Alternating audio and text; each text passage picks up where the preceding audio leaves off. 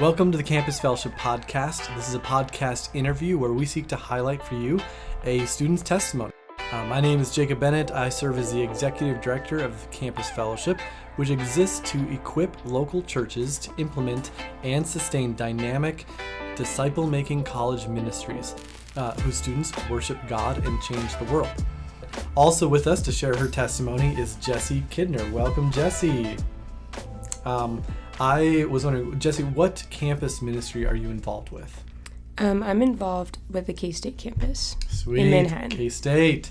So Jessi, we sent you some questions ahead of time, but we have no idea what you're going to say. So this is really off the cuff. We're going to be just as surprised as everyone listening at what you might say. But we think it'll be a blessing to us and a blessing to our listeners. So before we get, though, into the story of how God has changed your life, what was your campus group like this last year? What were some maybe fun things you did? Who was in your group of students? Yeah. I think this year God had really developed a love within our group and just matured us a lot. We started, when I first started coming around 2 years ago, there was maybe 10 of us, honestly. And just seeing the Lord add to our number and just grow that love within one another. Our Bible study ended up having regularly around 15 to 20 people coming around this past year, and we're just wow, God, you have just incredibly worked this year, and just really being unified and on mission together, and including doing a lot of fun things like camping a lot. Nice. We started doing this thing where we would bless each other's families. So we would let's just go and let's serve this family. And so we would go visit people's families. One of my friends lives in Wisconsin. We went and did that. It was so fun. Cool. We did it with my family. So one in Kansas City, just things like that. So that's really cool. A lot of road trips then? Yes. Yeah. Yeah. No better time to do road trips than when you're in college. So I got a couple quick hitters for you, okay? Question 1, do you play the sandwich game? I don't think so, because I don't know. Okay, so you don't know what the sandwich game is. So K-State might need to be introduced into what the sandwich game is. Are you familiar with spike ball? Yes. Okay, so is it spike ball or round net? What is it called? Yeah, what do you call it? Spike ball. Spike ball. So round net is what even is that? Yeah. Okay. All the professionals say you got to call it round net. I'm like, what? Wow. Yeah.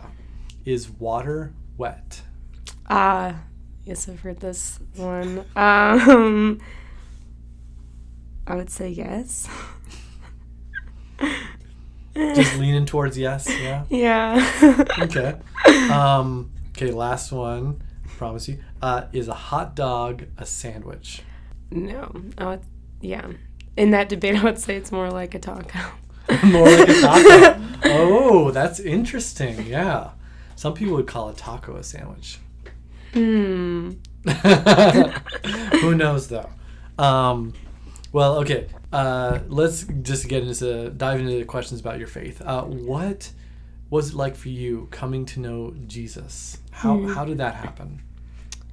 Yeah, so my whole life I grew up going to church on Sundays, but I did not know I did not know who God was. I did not know the gospel.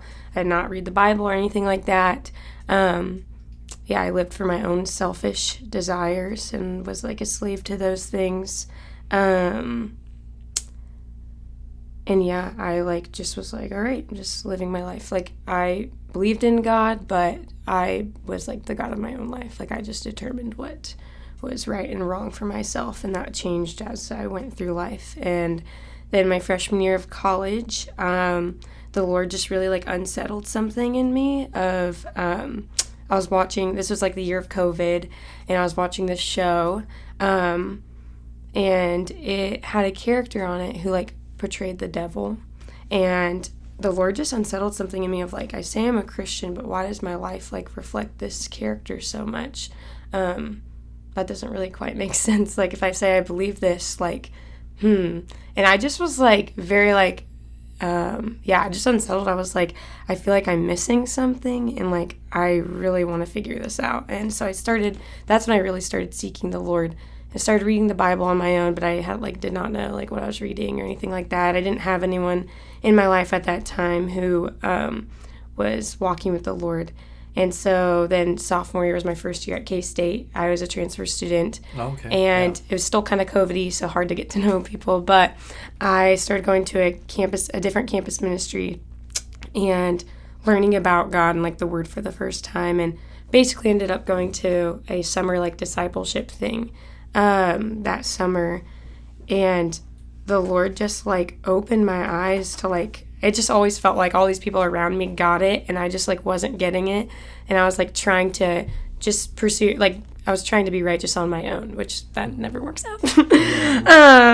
And it was like really like, it was one of the hardest summers, but the sweetest at the same time. Like the first half of it was just like, yeah, God's showing me my sinfulness and how I can't just like be good on my own. And like I was trying, like it was like, felt like I was always wrestling with him. There was like this dock that everyone does their quiet times on, and I would just go out there and like cry, like because I just was like, I don't know, Lord, like I don't understand like how to, you know, be good and stop sinning. And he just like in his kindness that summer like opened my eyes to like the gospel, and like, yeah, you are not righteous. Like that's why like I came down and like did what you can't do. And I died for you and resurrected, and like you're able to have life through me and have it to the full. And it was like so sweet. It was crazy too how it just changed my time in the Word. Like before that, it was like I would be stressed reading the Bible. It felt like in 1 John when it talks about like how the law is not burdensome to us anymore. Like I really experienced that when I was like, when he like saved me and opened my eyes to him, of just like, wow, it was so sweet. Like it just was like the words came alive to me, and I was like, wow, like this is beautiful, instead of feeling like I'm trying to achieve something and like we'll never get that. And so then that summer I was like, well, if this is true, I know what it says about the church. And so I knew that I like needed to find a body of believers. And so I actually came back that summer looking for the church, and I found our church, Vintage Faith Manhattan, or the Lord led me there. And yeah, just this group of people that are like, yeah, just Bible-believing people that want to wrestle through Scripture together and just, like, radically love the Lord, and, like, are not perfect, but, like, man, want to, like, love God and love people and, like, repent quickly, forgive quickly like He's forgiven us, and just, like, yeah, just grow in Him desperately, and, like, the joy of salvation from Him. And so, yeah, that's kind of, and since then I've been going to Vintage for about 2 years now, and it's just been really, really sweet. That's cool. No, that's really sweet. As you were talking, I was thinking about how like the Christian life is more characterized by the word done than the word do. Yeah. And so as you were talking, I was like, you know, I was thinking about this last week, how like, yeah, that's so true. And just what you were sharing, it was like, yeah, that it is so freeing to come to that realization, you know. And I just appreciate your honesty and like being like open with how you just had so many years where you're like, I don't get it, you know, like it seems like everyone else is getting it, you know. And I think that's something a lot of maybe a lot of freshmen, a lot of first year students, they come to college and they're starting to realize that like, oh, I don't think I understood Christianity nearly as well as I thought I did. Yeah. You know, maybe what would you say to like a student who was maybe even in your same boat, you know, grew up in a religious home, maybe like understood the story to some degree, but like really was like, I don't know if I really believe it, or I don't even know if I really understand what it means for me. Yeah, it is really hard. I feel like just like assure them, whether they're like, if they're wrestling with assurance of salvation or if they've ever actually like believed the gospel, just like His word does say, it does say that like those that seek will find Him. So it's like if they're genuinely seeking, like that's a promise, and He fulfills every promise He makes. And so like they will find Him in whatever like time span I guess that is. But because I feel like He really showed His faithfulness to that, with and to like, even though it's uncomfortable, like to like press into that and just like ask God, like show yourself to me, Lord, like who you are, like what is the gospel, truly. But yeah, no, that's really cool. How might that person, like, what would you encourage them to do as far as opening up with that with other people around them?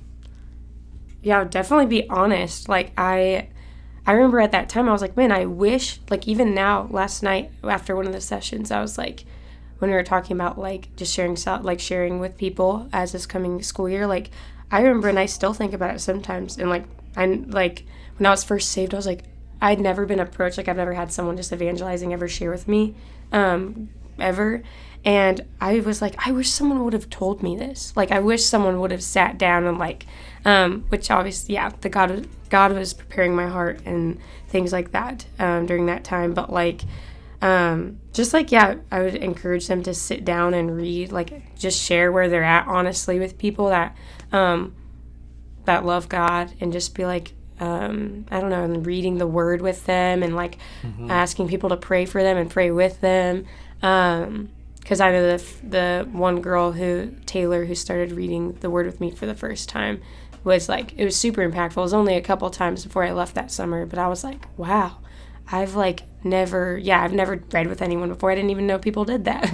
Like read the Bible, and actually like built their life on that. And like, so I just really encourage them to do that and like gravitate towards people that are living their life for God. Yeah.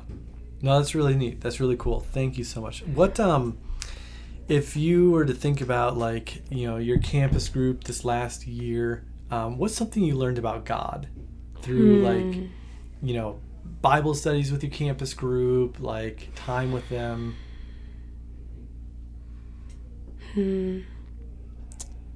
I feel like our group, God has just really shown me his patience and faithfulness to us, even when we're not like faithful to him, and just like bearing with one another, and like meaning like a mutual thing of like, I think of with me, when like people love me when I'm like in sin, or haven't like repented, or I don't know, God just maybe hasn't revealed it even to me, like just like having that in our group. I've so seen that. Like we have some ministry houses this past year, and then some like God's been really kind, and like some more next year, and just like you really get to see that of just like, no, I'm gonna love you like not just like a contract, but like covenantally, like the Lord has loved me.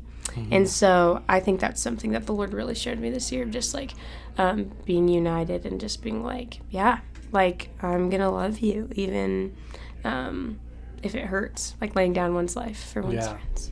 Yeah, so it sounds like being in Christian community isn't just like sunshine, rainbows, and unicorns. Yeah, it can be really hard. It is like, so there's so much joy to it, but yeah, there's like trials and suffering, and like we're sinners. Like it can be really messy, but like loving one another through that. And even John just gave a message about loving your church, and it's just like, man, if someone really loves God, like we can smile and like think about like, wow, like when we're all glorified, like that sin's gonna die, like it's just like in me and my friends, like it's like really actually sweet and beautiful to think about that, and like just causes us to like want to love each other more, as he is so patient with us.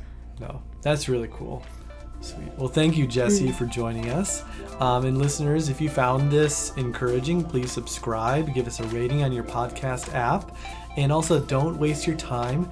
Get involved today in a campus ministry and in one of their small groups.